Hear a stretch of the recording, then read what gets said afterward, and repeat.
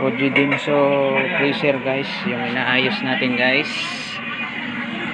Yung sira niya is biglang bumaba yung lamig. Ayan. Yung ginawa natin ni-reprocess natin guys yung system.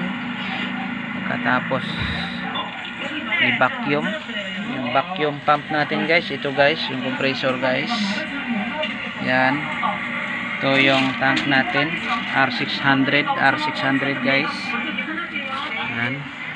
Yan, ano na tayo guys, nag-recharging na tayo guys. Yan, yung amperahe guys is 1.16.